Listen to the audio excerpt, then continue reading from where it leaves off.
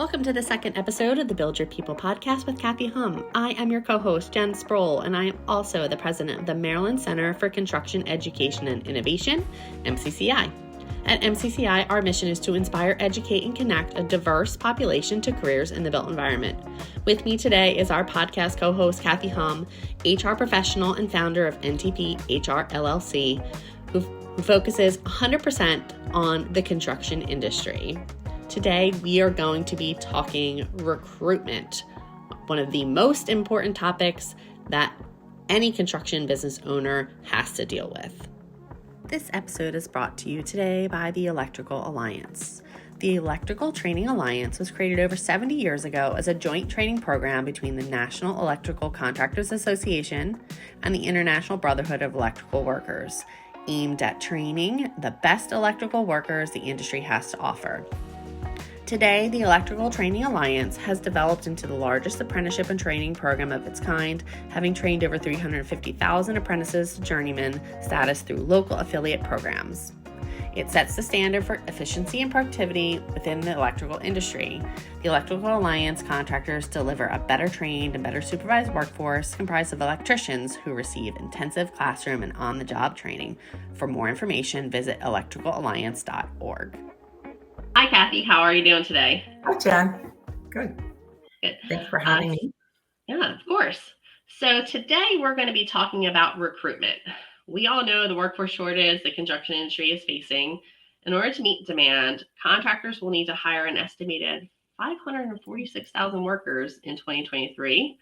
And that's in addition to the industry's normal pace of hiring, according to a February 2023 report by the Associated Builders and Contractors. In fact, by 2030, over 50% of our current workforce will have retired. And for every 4 or 5 workers retiring, we only have one coming in to take their place. So, recruitment of new employees is the number one issue that every construction business owner out there is talking about. And not only are we competing against each other for top talent, we are competing against other industries, ones that have remote work options, less travel, easier hours. So it's really tough out there. And as we talked about last episode, not many business owners are being strategic in their approach to recruiting, but they're simply being reactionary. So Kathy, let's dive in to your thoughts on how employers can assess their needs, specifically their gap in skills. Sure. So you're so spot on that there's such a need in the workforce, and our traditional way of thinking, we need somebody who can build this way or do this type of task, is really archaic. We need to be focusing on people who have the essential skills and business acumen to do what we do, and we can teach them the technical component. Certainly there are, skilled trades that there are some specifics that obviously they have to have, but really thinking outside of the box and understanding first, is there a need for a position? And when you identify, let's say you have a couple of new projects and you identify, we're going to need X number of people in the field. And then what a lot of companies fail to look at is their back office. And as we grow, do we need to look at accounting, IT, marketing, human resources, and understand, do we have a skills gap there? And how do we leverage what we have? Meaning, do we train up? Do we mentor? And lastly, if the people we have don't have the skill sets or the bandwidth to do what we need them to do, then we look out and hire them. So what's interesting is that, here at MCCI, we talk to employers and business owners all the time about what are you looking for in your employees. Specifically, like we're writing curriculum right now with the Maryland State Department of Education for architecture and construction management. So when we're building the curriculum, we are like, well, if you had the ideal candidate that came out of high school that had been trained in this and or college, right? What do you want them to know? And everyone says, we just need a person with passion and fire in their belly and we can teach them the rest. But what I'm hearing And what we know is that really they all just hire people with 3 to 5 years of experience. That is, they don't want someone green. They don't want to have to invest in training somebody. And how do we convince business owners that you should? One, you're paying more money for somebody who's been trained somewhere else, and not even trained the way in which you want to do work. So how do you convince someone to go away from that, slightly experienced person, and invest? And what are the steps if a business owner really does want to do that? Like, what are the types of things that they should be asking? What are the questions you should be asking in an interview, to assess whether or not somebody that has no construction experience whatsoever actually has the aptitude to do it? Whew. Let me unpack that. So interesting you say, yes, people are still doing kind of traditional, we need somebody with 3 to 5 years experience for this role. What I'm encouraging my clients is when you post a position, take out the years of experience and just put the essential skills, just kind of an overview of what you're looking for. Because what happens is when you have the 3 to 5 years experience, or they have to have a 4-year degree in this specific field, not even a general 4-year degree, you're eliminating a lot of candidates from the pool. 9 out of 10 candidates are typically screened out, Right. that could potentially be good candidates for what you're looking for in the position. This all starts with every organization needs to have a strategic plan, mission, vision, values. And when you have values and they describe your culture, then what you can do is you can write behavioral questions for each of those values.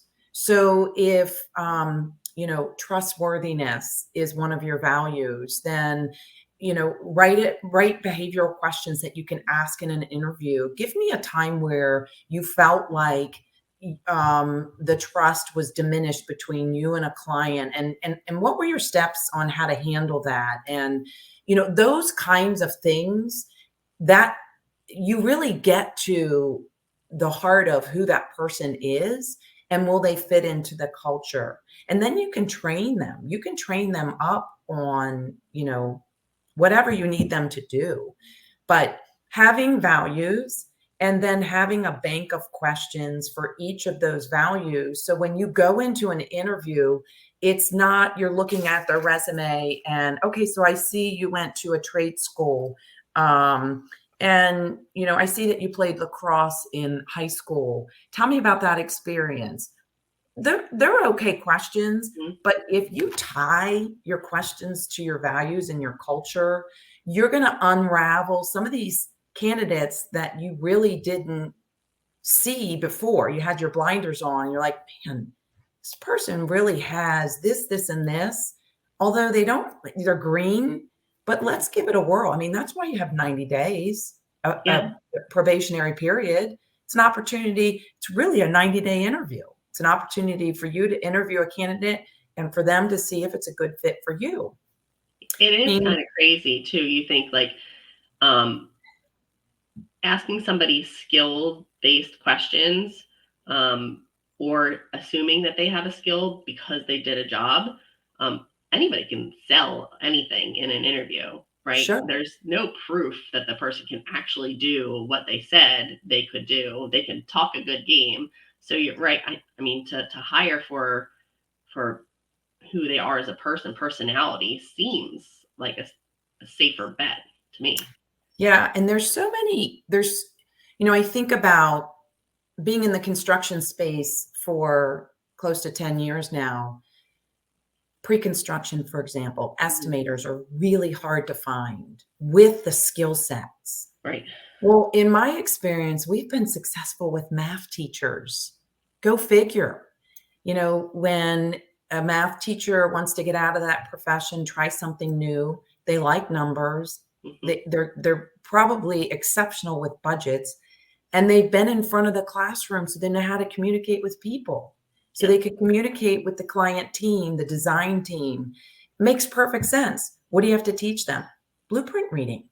Yeah, no, I Blueprint absolutely reading. love the idea of career changers, people that have the maturity of being in the industry or an industry for a while, and those like transferable skills is such an amazing thing. I think one of the worst things that we did as construction managers is sell the idea that a construction manager has to be an engineer. When we've narrowed the pool of available candidates, and when I say sell, we've sold it to the owners, the people that are building the buildings, so that when the University of Maryland, for example, wants to build a project, they want a resume of somebody that fits what construction managers told owners a construction manager Mm-hmm. has to be. Mm-hmm. So then now we are in a bind because it's very hard to build a team that has all the things, the perfect team, when we know that we've kind of cut off our nose to spider's face when it comes to who we're hiring.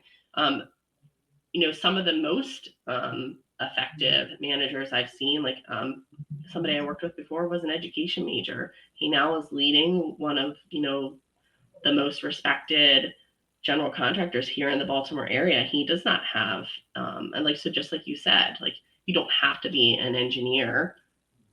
You can take some blueprint reading classes at your local community college. You could Mm-hmm. Mm-hmm. learn contracts at your local community college. They're amazing resources. And I think the great thing about a community college is if they don't currently offer what your people need to know, they will actually help you create a curriculum around it too. Yeah. Yeah. Yeah, that's true. I mean, there is a caveat to that. You talk about the engineering degree and the structural component of building. Right. You do need some people that are leading the charge that are For builders sure. and understand like the civil engineering kind of mechanical components that go into construction. But there are quite a few people that are very capable of learning that may not, like you said, a career changer, and are eager to learn, have the acumen to be able to do the job. Absolutely. And I think what we've learned and what I know from my own experience is that a lot of times, when you're choosing what you're going to do for the rest of your life when you are 16 years old, you only know the things that you have been exposed to, right? So a lot of people choose a career path based on a very limited knowledge of what the available opportunities are out there. It doesn't mean that they aren't capable of a different career later in life. I know you personally have a teacher in your family who is now a skilled professional, and Christina's done an amazing job and made an amazing name for herself in such a short amount of time in our industry. And I think that is the ways that we can overcome this recruiting problem we have in this industry. There's another, I'm just going to put a little plug in. I've been thinking about this a lot. There's an untapped pool of stay-home moms. And I'm telling you, businesses are missing the boat because mothers that stay home, I'm working with one right now with one of my clients who entered the workforce after a number of years and doesn't have to work because her husband is a pretty decent provider, but she wanted to get back in the workforce. And man, she is killing it as an HR representative for this company. So well respected.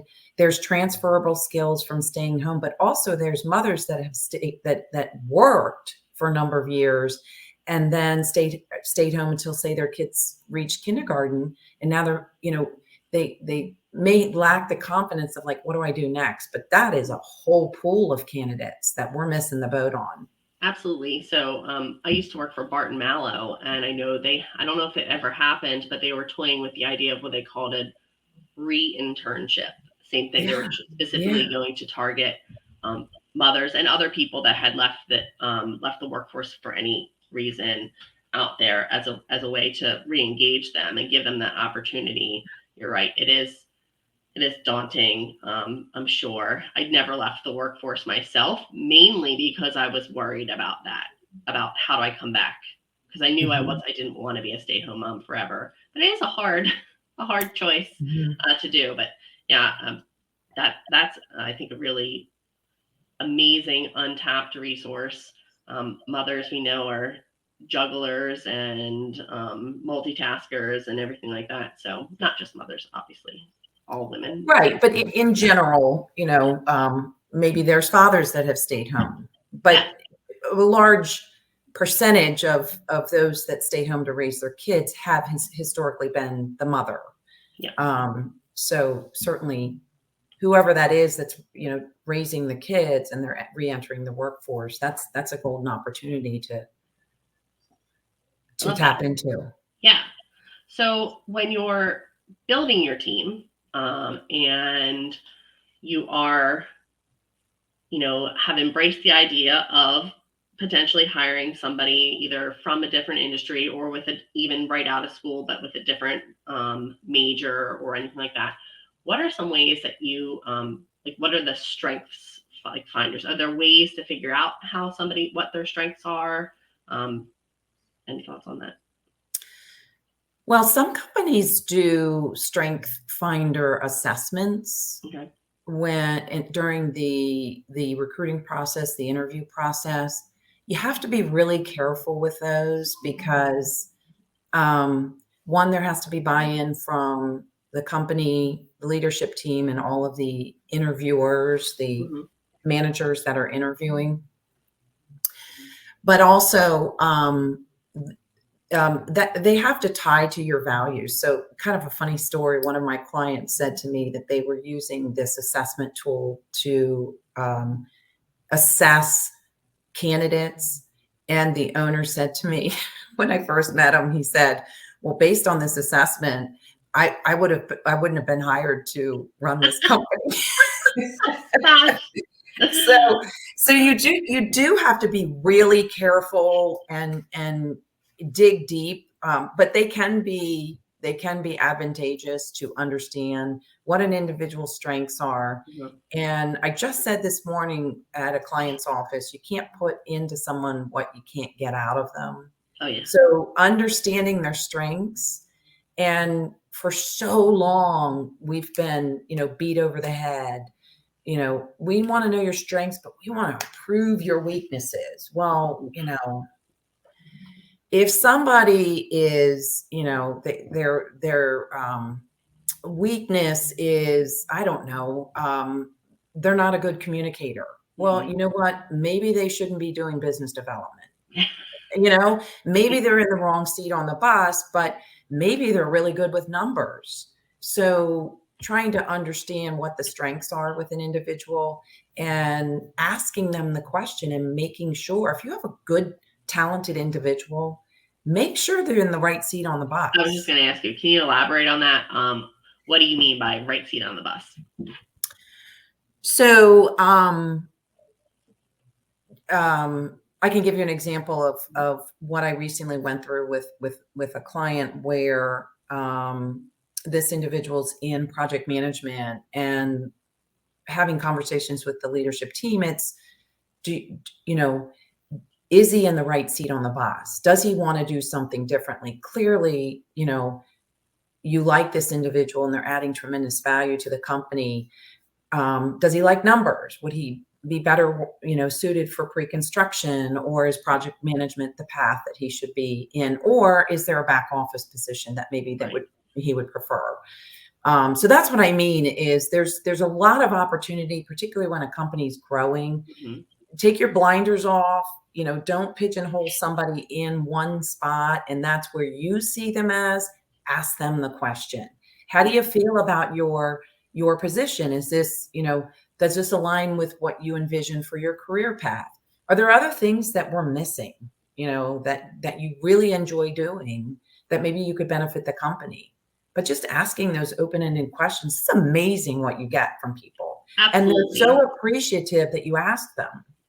Wait, so we are growing and expanding here at MCCI, and we're having the same conversations. And I think it's important to know that even if somebody's trying out a new role, like if it doesn't work, but you still like them and they're still providing value, there's nothing saying that you can't reverse decisions. Yeah. I mean, there's no rules when it comes to this. You can make it up as a business owner, as a manager. You can make it up and realize, that didn't work, but let's try something else. And especially when you're growing, and so often business owners, because they need somebody for this position, and this person is the only one we have.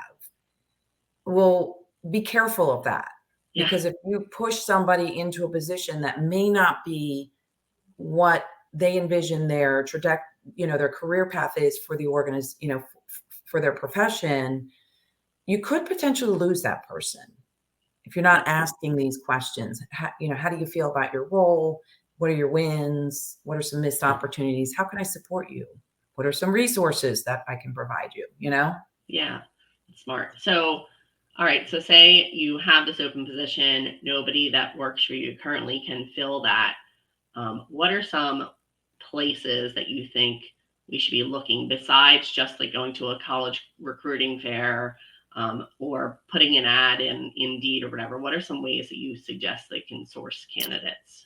One of the top, with most organizations that I've either worked for or have had the pleasure of working with in my consulting business, one of the top ways that companies get their talent is an employee referral program. And making sure that there's some sort of reward, monetary value that's, right, of value to the individual.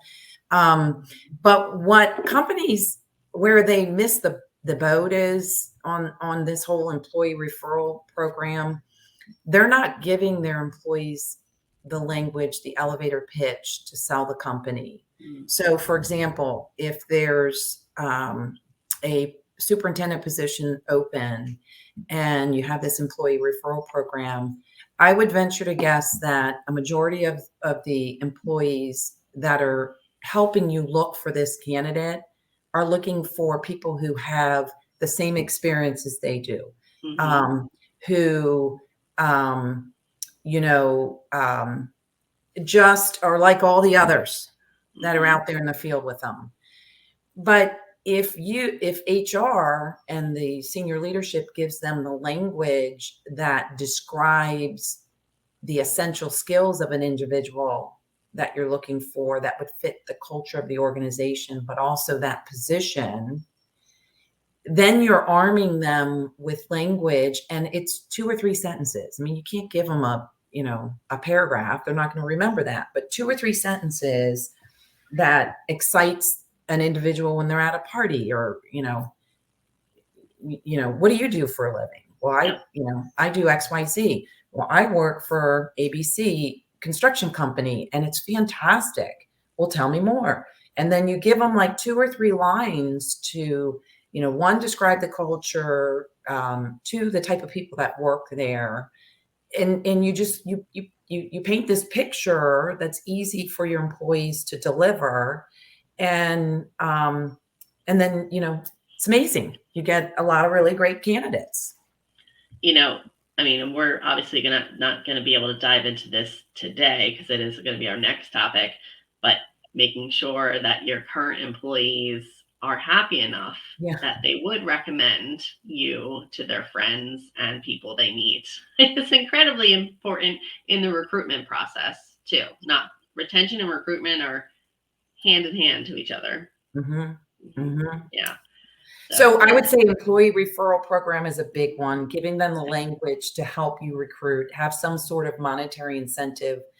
You pay after, say, 90 days after a successful 90-day review. Certainly post on the LinkedIns, the Glassdoors, those kinds of things. But if you're going to do that, really, that's just putting it out there for the 30 or 40% that are actively looking. You really need to dive deep and get to those passive candidates. So if your organization is fortunate enough to have a recruiter on staff, they should have a LinkedIn seat where you can actually reach out to passive candidates that do like-kind positions in companies within the DMV area or the area that you're doing business. So you really want to get to the passive candidates. And if you don't have a recruiter in-house, you can always, I always recommend you should have 2 or 3 outside recruiters that you really trust and that bring you value and bring you good candidates. And those are the people that can help you search for that. Interesting. So you mentioned social media, and this may be off topic or not, but I've noticed before that sometimes when like a manager's been at a company for 20 years, they maybe don't have a LinkedIn presence because they feel like they're not looking. But I know when I've looked for positions, one of the first things I do is look on LinkedIn and see who works there. Do we have any connections, whatever. So I feel like maybe that's another way to be like passively recruiting that some managers aren't thinking of. Like they're not on LinkedIn, they're not a thought leader and anything. Obviously social media is not everyone's thing, but to like see, it needs to be more than just your marketing department and your HR department posting on LinkedIn as a way to, I don't know, potentially recruit those people and those passive people that aren't looking yet, but maybe they see what you're saying, who you're connected to, who you're. What are your thoughts? Do you think? Yeah, I always say that the higher you move up in an organization from mid-level manager on up, you're a representation. Right. You're a representative of the company, and it's your responsibility to do those kinds of things. Seek, particularly upper management for projects. You're business developing. You're trying to seek candidates to, people to come work for you, and you're selling the company. So I strongly feel that is part of your job. And a lot of companies don't do this, but I think there should be some sort of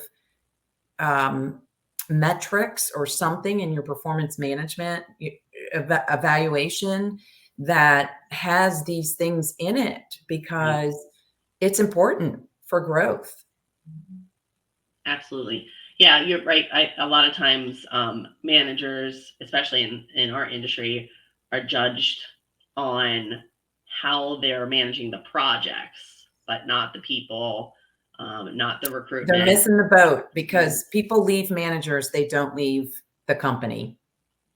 Absolutely. I know we're gonna talk a lot more about that next time. So I guess with that, are there any like other things that we maybe haven't touched on when it comes to recruiting that we should be maybe any I don't know, any of the maybe about the interview process, anything else that we should be touching on? I would say 2 things. So for the interview process, you really should train the interviewers, what to say, what not to say, understand the behavioral questions and the why behind that is really important.